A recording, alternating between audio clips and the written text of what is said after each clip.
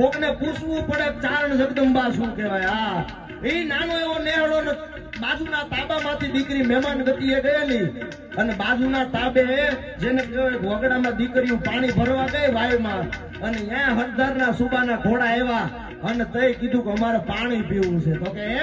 તો કે અમારે પાણી પીવું છે. તો કે કાંઈ વાંધો નહીં ભાઈ, અમારા નેહડે આવો ને તો અમે ઠામ પણ હેઠા કરાવડાવી. તો કે નહીં, ખાલી પાણી પીને વીવું જવું છે.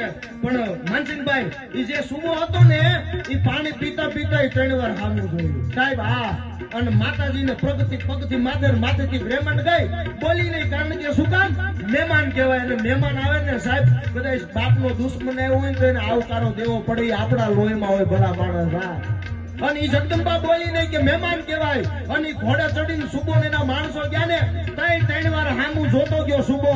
અને તઈ માં જીવણીએ કીધું બેનું આ બધાય પાણી પીને જાતા હતા એ કોઈ હામું નહોતા જોતા.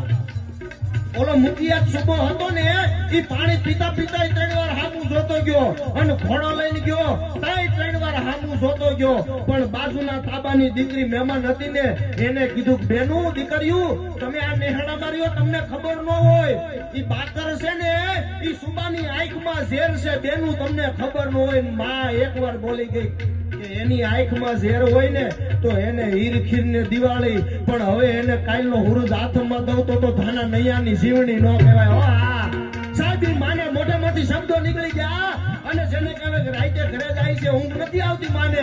અને બીજો દી હવારનો પોર થયો ઉરિયા ચરના ઓરડેથી ભગવાન ભાસ્કરે કોર કાઢી ભલે ઉગા ભાણ પિયારા લવ ભામણા અને જીણ મરણ લગમાણ ગમાણી રાખજે કાસબર આવું. વાહ, અમારા ગૌરક્ષક જયભાઈ નાગરાજભાઈ આવે છે, એકવાર જોરદાર તાળીઓના નાદથી વધાવો સાહેબ. હા, અને ઈ જેને કહેવાય ખવારનો પોર થયો ઉરિયાસરના ઓરડેથી ભગવાન ભાસ્કરે કોર કાઢી ભલે ઉગા ભાણ પિયારા લવ ભામણા અને જીણ મરણ લગમાણ ગમાણી રાખજે કાસબર આવું જાય હુરુ નારાયણ મારી આબરૂ ન જવા દેતો. અને તઈ એમ કીધું બાપુ હવે તમારે જેને કહેવાય ઘી લઈને તમારે નથી જવાનું, હવે મારે વેપાર કરતા શીખવો પડે ને. તો કે દીકરી કોઈ દી આજતા આમ બોલે છો. તો કે બાપુ હવે તમારી ઉંમર થઈ ગઈ તમારે જવાનું ન હોય. તઈ બાપ થી બોલાઈ ગયું ગાંડી દીકરી તને ખબર ન હોય ઈ સરદાર છે ને ઈ બાકરની આંખમાં ઝેર છે. તો કે બાપુ ખબર નહોતી ને એટલે જ અત્યાર સુધી જીવતો હતો, પણ હવે એને આજનો દી કાઢવા દઉં તો તારી દીકરી નો કહેવાય ભલા માણસ. હો હા, ઈ આવા વેણ નાખી દીધા ને મરદા મરદ ચારણના મૂછે આહુડા આવીને અટકી ગયા કે હવે આ દીકરી કોઈ માને નહીં. બેનું તમે હારે જાઓ અને જેને કહેવાય માં જગદંબા જીવણી જેને કહેવાય પેડા લઈને નીકળ્યા અને કોઈ કવિએ દર્શન કર્યા હશે કેવી રે કેવી માં જીવણી કેવી દૂધના પેડા વાળી તું દૂધડા જેવી ધોળું હોય પણ ઉજળું ન હોય કાંઈ. ઓ હા, અને જેને કહેવાય ડગલા દેતી શેઠની દુકાને આવી અને માં જીવણી આમ કરીને આમ પેડા મૂક્યા કીધું લ્યો છે આ ઘી તોડી લ્યો.